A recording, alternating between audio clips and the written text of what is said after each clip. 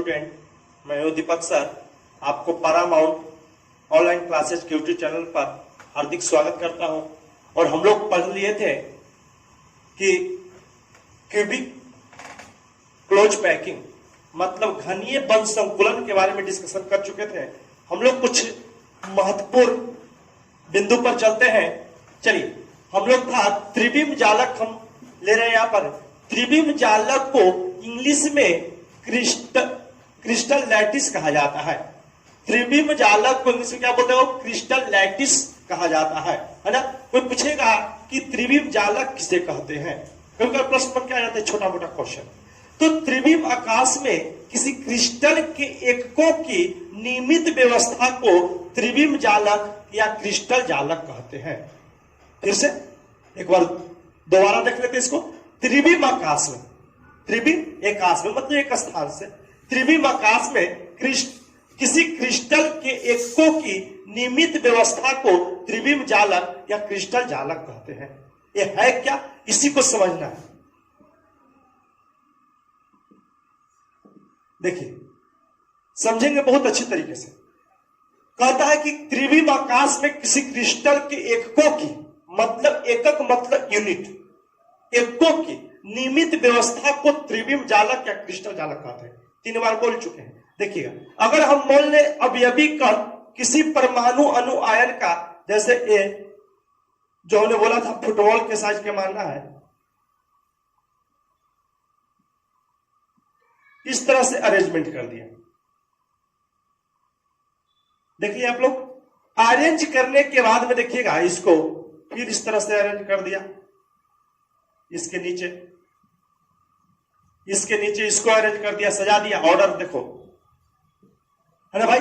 अब इस सजाने के बाद में इमेजिनेशन करते हैं अपने दिमाग में कि हम लोग को क्या बोलता है कि त्रिविम आकाश में किसी क्रिस्टल के एककों को नियमित व्यवस्था।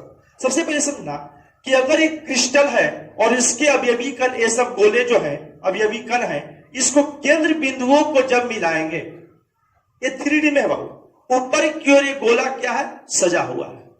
ये जब गोले को केंद्र बिंदुओं को मिलाएंगे तो आपका जो आकार बनेगा, आकृति बनेगी, कब? जब इसके केंद्र बिंदुओं को मिलाइएगा तब ये हो जाएगा क्यूब के साइज के, घन के साइज के। घन का नाम आपने सुना होगा।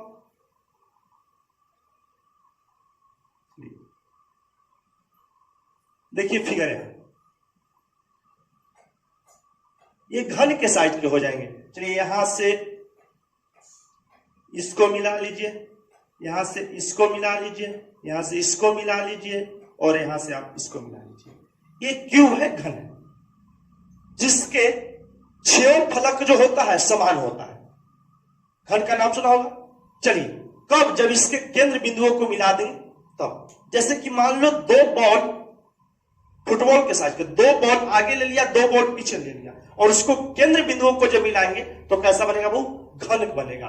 तो त्रिविम आकाश में किसी क्रिस्टल के एककों की, तो एक एकक नहीं, एककों की मतलब बहुत सारे एकक जो है, यूनिट जो है, मिलकर एक व्यवस्था बनाता है, उसी को हम लोग त्रिविम जालक कहते हैं।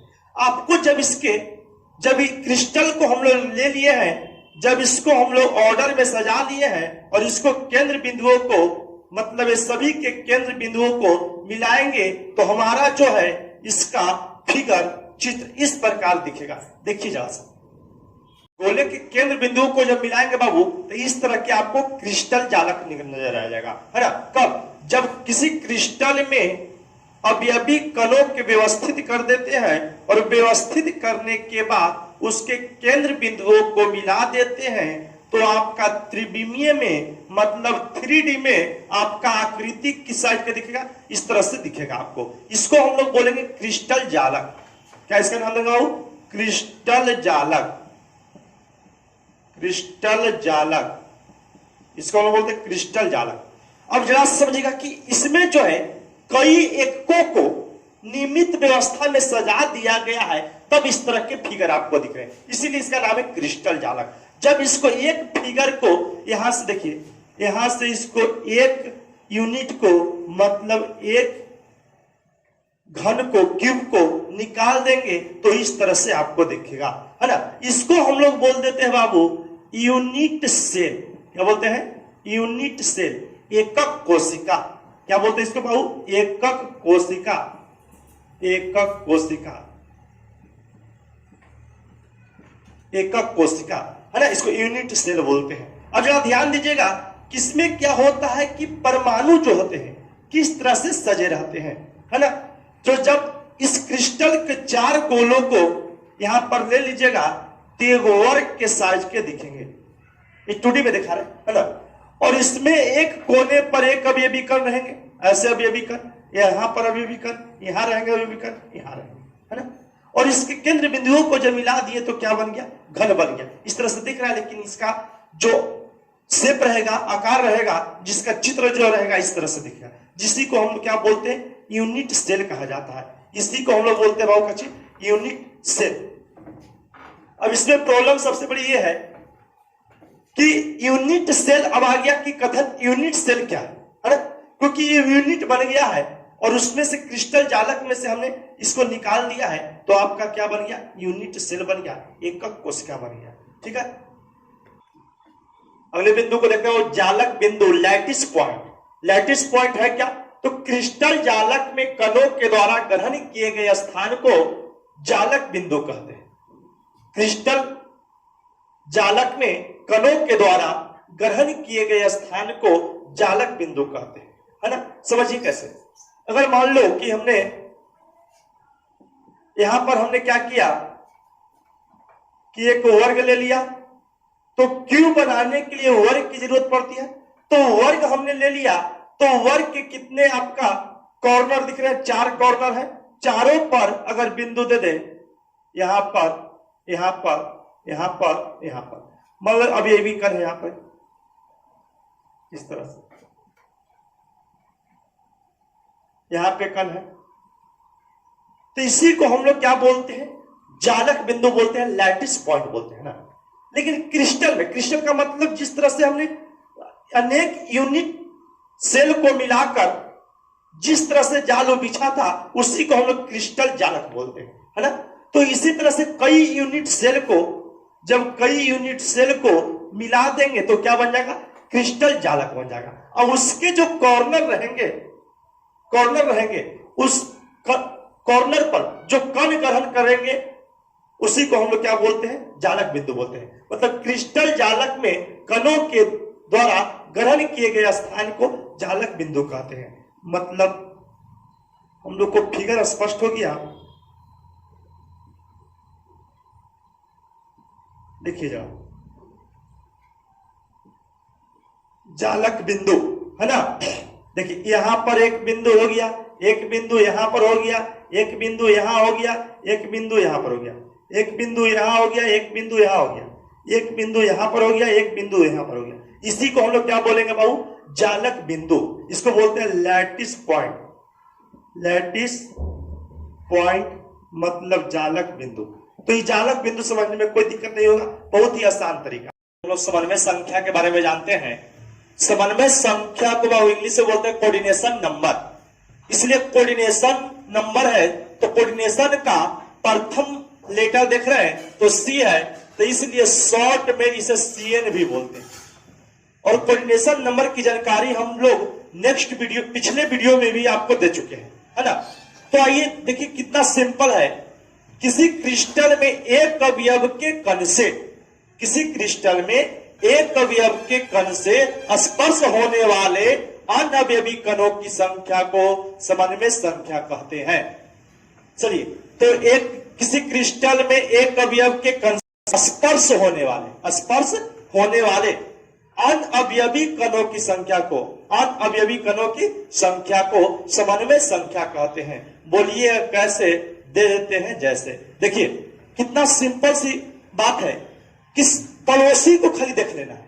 अगर हम बोले कि यहां पर इस तरह से क्रिस्टल है, इस ऑर्डर में है, और यहां पर आपसे हम पूछे कि यह जो कण है, यह जो कण आपको जो डार्क कर दिए हैं, इसका समन्वय संख्या कितना होगा? तो कोऑर्डिनेशन नंबर को संक्षेप में क्या बोलेंगे? सीएन बोलेंगे सर। क्या बोलेंगे? सीएन। तो बोलो सीएन, अगर इसका बोलेंगे सीएन बराबर क्या होगा? समन्वय संख्या क्या होगा इस अवयवी कण का?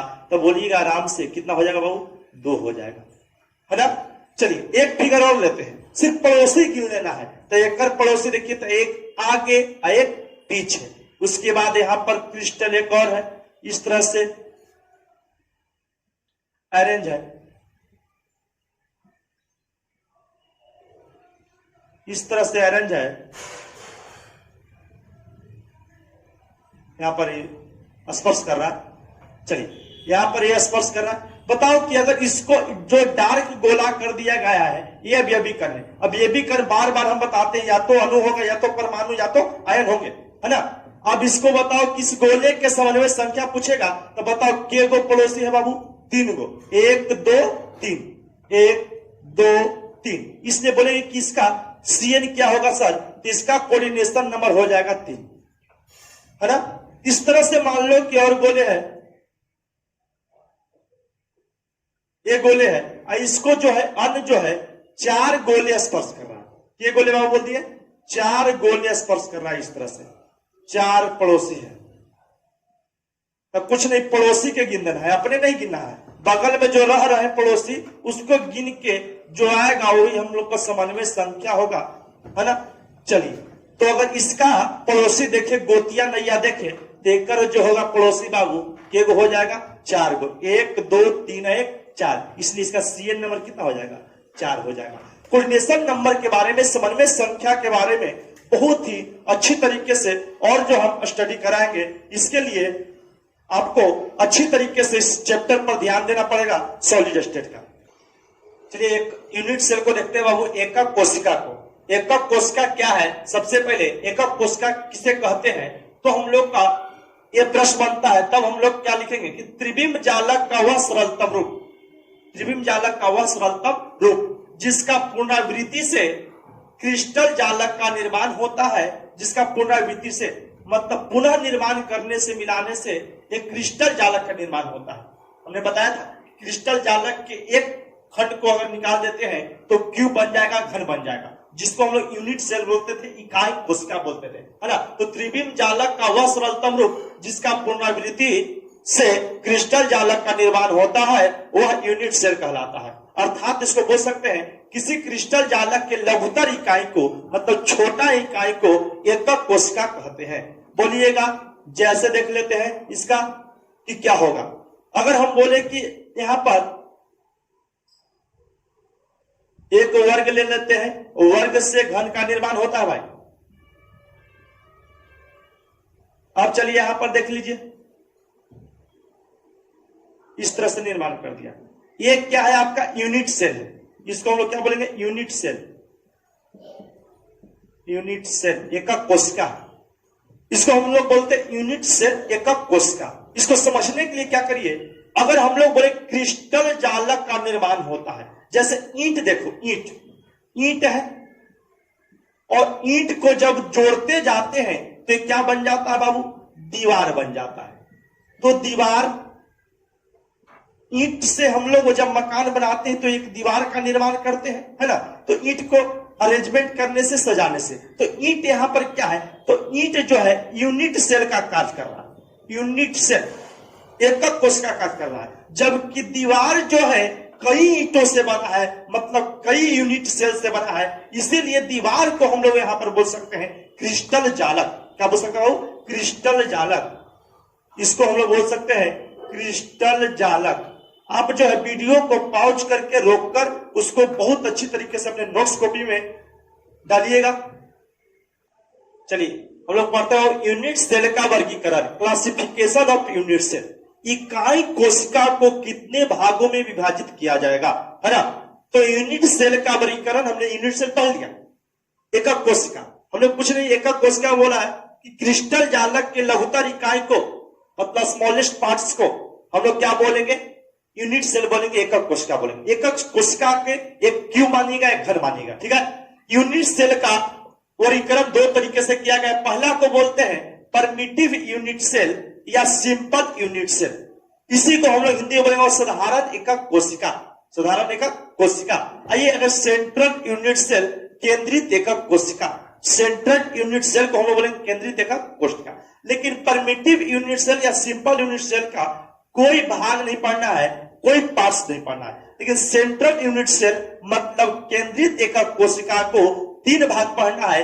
पहला का नाम हुआ बॉडी सेंट्रेड यूनिट सेल, मतलब अंत विसर्ग यहां लगा दीजिएगा, अंत केंद्रित एकक कोशिका, अंत केंद्रित एकक कोशिका या फेस सेंट्रेड यूनिट सेल।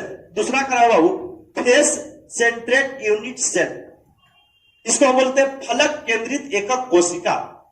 अगला है इंड सेंट्रेड यूनिट सेल, इंड मतलब समाप्त, अंत केंद्रित एकक कोशिका। अब इस तरह से एक बात और समझ लीजिएगा कि इसको हम लोग देखो यूनिट सेल जो है बाबू, यूनिट सेल जो आप बनाइएगा तो आपका फिगर जो है इस तरह से दिखेगा, इस तरह से दिखेगा आपको, ठीक है। तो ये आपका यूनिट सेल है। यूनिट सेल को हम लोग क्या बोल सकते हैं, क्यूबिक यूनिट सेल भी बोल सकते हैं इसको, क्यूबिक यूनिट सेल। क्यूबिक का मतलब घन हुआ, क्यूबिक मतलब क्या हुआ बाबू, घन हो गया, क्योंकि यूनिट सेल जो है वह कैसा है, तो घनाकार है, घन के आकार के, इसलिए उसको हम लोग क्या बोलेंगे, घन बोलेंगे। तो ऐसा मतलब बॉडी सेंट्रेड यूनिट सेल मतलब अंत केंद्रित एकक कोशिका, इसको ऐसे ही बोल सकते हैं, काय भी बोलते हैं, काय केंद्रित एकक कोशिका, काय केंद्रित एकक कोशिका। चलिए मतलब इस बॉडी, तो बॉडी सेंट्रेड यूनिट सेल को हम लोग ऐसे भी बोल सकते हैं कि body centred cubic unit cell. तो संक्षेप में आप बॉडी का पहला लेटर ले लो बी, ठीक है, बी, उसके बाद क्यूबिक का सी, तो बी सी सी, संक्षेप में इसको क्या बोलेंगे, बीसीसी। कब, जब body centred cubic unit cell की बात करेगा तब। अगला है फेस सेंट्रेड यूनिट सेल, मतलब बोलते हैं फलक केंद्रित एकक कोशिका। ये सब है क्या, उस बहुत किस इसको बताएंगे। फेस सेंट्रेड यूनिट सेल मतलब फलक केंद्रित एकक कोशिका। अब फलक केंद्रित एकक कोशिका को हम लोग इसको ऐसे ही बोल सकते हैं कि फेस सेंट्रेड क्यूबिक यूनिट सेल, मतलब हो गया FCC। इसलिए फलक केंद्रित एकक कोशिका को संक्षेप में FCC भी कहा जाता है। उसी तरह से इंड सेंट्रेड यूनिट सेल, बात समझिएगा, इंड सेंट्रेड क्यूबिक यूनिट सेल भी बोल सकते हैं इसको, इसलिए इसको संक्षेप में बोलेंगे बहु ECC, इंड सेंट्रेड यूनिट सेल। आइए इसको सिंपल यूनिट सेल हमने बोला, तो सिंपल यूनिट सेल को हम लोग क्या बोल सकते हैं, सिंपल क्यूबिक यूनिट सेल। इसलिए सिंपल क्यूबिक यूनिट सेल को हम लोग क्या बता देंगे बाबू, संक्षेप में पूछेगा तो SCC, simple cubic unit cell. और इस संक्षेपण को जानना बहुत ही आपके लिए क्या है, जरूरी है। इसलिए चलिए हम लोग साधारण इकाई कोशिका की बात करते हैं, वो simple cubic unit cell, simple cubic unit cell. इसको बेस यूनिट सेल भी कहा जाता है, ठीक है। अब कहेगा किसको है क्या, मतलब बहुत ही सिंपल लैंग्वेज में सभी बातों को हम आपके सामने रख रहे हैं, ठीक है। अगर बोलेगा कि जब sir simple cubic unit cell को संक्षेप में क्या बोलेंगे, आप आराम से बोलना SCC, मतलब सिंपल क्यूबिक यूनिट सेल। अब बताइए कि साधारण इकाई कोशिका क्या कहेंगे, किसे कहते हैं या क्या है, तो हम बोलेंगे वैसा यूनिट सेल। कैसा यूनिट सेल, वैसा यूनिट सेल जिसमें अवयव के कण, जिसमें अवयव के कण मतलब परमाणु, अणु या आयन केवल यूनिट सेल के प्रत्येक कोनों पर स्थित होता है, उसे साधारण इकाई कोशिका कहते हैं। या इसी को एक और हिंदी नाम है आर्द्र एकक कोशिका, आर्द्र एकक कोशिका। आप ध्यान से सुन के लिख लीजिएगा, नोट्स कॉपी बहुत फ्रेश बनाइएगा। मैं दावे के साथ कहता हूं केमिस्ट्री आपको सॉलिड स्टेट, सॉल्यूशन, इलेक्ट्रोकेमिस्ट्री जो भी आपको चैप्टर हम लाएंगे वो कंप्लीट कॉन्सेप्ट क्लियर रहेगा, है ना। चलिए इजी देखिएगा, वो ऐसा यूनिट सेल। तो यूनिट सेल बोलते किस तरह के दिखाएंगे बाबू, घन के रूप में। घन बना कैसे है, तो 4 गोलों के केंद्र बिंदुओं को मिलाने से घन का निर्माण हुआ है। इसलिए बोलते हैं कि क्रिस्टल जालक में सभी क्रिस्टल जालक जो बना है वह घनों से बना हुआ है, मतलब वह घनों का जाल है ना। तो एक यूनिट सेल क्या है, तो एक घन है, क्यूबिक है, क्यूब है। चलिए तो यहां पर आराम से एक घन बना दिया, जरा सा देखो, देख लिया, 2 वर्ग बना दिए। घन बनाने आना चाहिए मेरे बच्चे, कोई इंग्लिश से ज्यादा डर लगता है जिस तरह से कोरोना से डर लग रहा है। सिंपल क्यूबिक यूनिट सेल, साधारण इकाई कोशिका होता है वैसा यूनिट सेल, ये क्या चाहिए बाबू, यूनिट सेल या एक कोशिका बोलो, वैसा यूनिट सेल जिसमें अवयव के कण केवल यूनिट सेल के मतलब इकाई कोशिका के प्रत्येक कोने पर स्थित हो। कोना के वो बनेगा इसमें, जरा ध्यान दीजिएगा। अगर हम लोग उसी तरह के बुक को देखते हैं, एक एग्जाम्पल इसमें देखते हैं कोना, जैसे कि देखो एक कोना है, 2 3 4 5 6 7 8। इसमें कंफर्म समझ में नहीं आ रहा होगा, है ना। अगर हम लोग देखते हैं इसको, किसमें कोने की बात करते हैं, तो प्रत्येक कोने के साथ देखो घनाकार नहीं है बाबू, ये घनाभाकार है। हम क्या बनाए, घन बनाए, क्योंकि वर्ग से निर्माण हुआ, लेकिन 2D पर बनाए इसलिए 3D फिगर ऐसा दिख रहा। तो इसमें कोण के गो 1 2, इधर देखिए 3 4 और 4 गो नीचे, 5 6 7 8। अब कहता है कि जो घन है इसके कोने पर, तब वर्ग के कोना देख लो। जैसे कि अगर ये वर्ग है तो इसकी कोने के वो है 4 गो, एक कॉर्नर पॉइंट यहां हो गया, 1 2 3 4। अब बताओ एक वर्ग ऐसे 1 2 3 4, तो एक कोना यहां पर हो गया, एक गो यहां हो गया, एक गो यहां हो गया, एक गो यहां हो गया,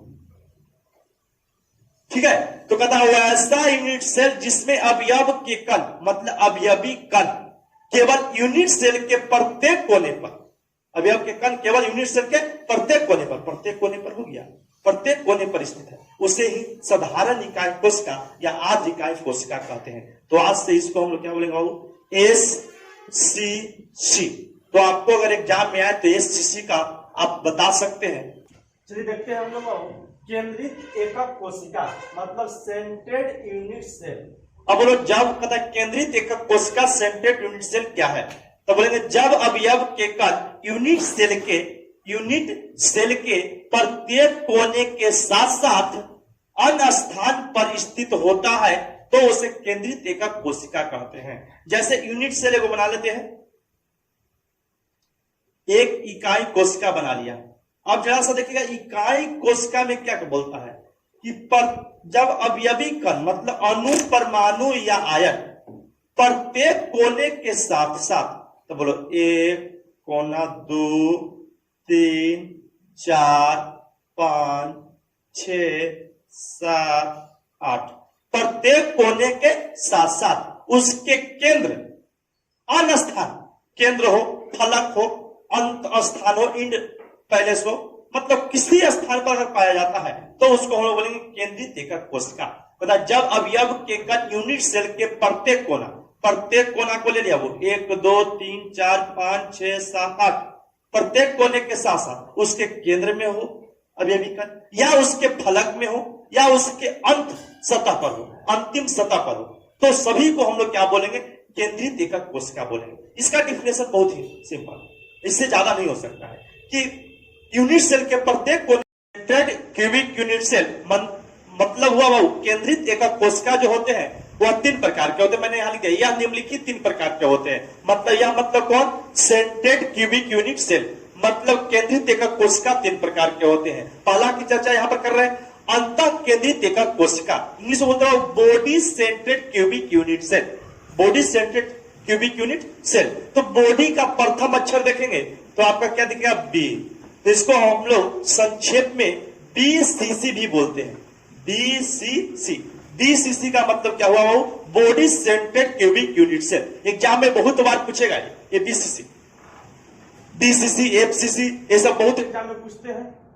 केंद्रित एकक कोशिका मतलब body centred cubic unit cell, इसको संक्षेप में बोलते हैं BCC। क्या बोलते हैं, BCC।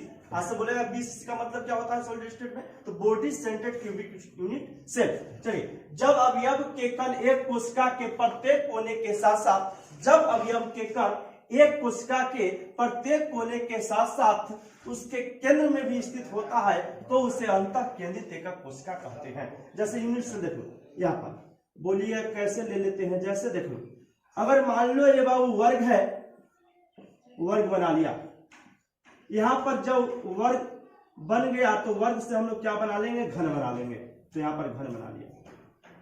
और घन क्या कहलाएगा, यूनिट सेल है, यूनिट सेल है। तो क्या बोलता है, जब अवयव के कण एक कोशिका के प्रत्येक कोने के साथ साथ, तो जब अवयव के कण एक कोशिका मतलब यूनिट सेल के प्रत्येक कोना, तो प्रत्येक कोना आ जाइए, इसको ले लीजिए, प्रत्येक कोना हो गया है आपका 1 2 3 4 5 6 7 8। प्रत्येक कोने के साथ साथ उसके केंद्र में भी, मतलब इस सेंटर है, इसके केंद्र में भी एक कण उपस्थित रहेंगे, तो इसे हम लोग क्या बोलते हैं, अंतः केंद्रित कोशिका कहते हैं, या इसको संक्षेप में बोलेंगे BCC, मतलब body centered cubic unit cell भी इसे कहते हैं। कब, जब कहता है कि यूनिट सेल के प्रत्येक कोने के साथ साथ उसके केंद्र में भी एक कभी भी कण उपस्थित है, उसी को हम लोग क्या बोलेंगे, BCC, मतलब अंतः केंद्रित कोशिका। कोई प्रॉब्लम?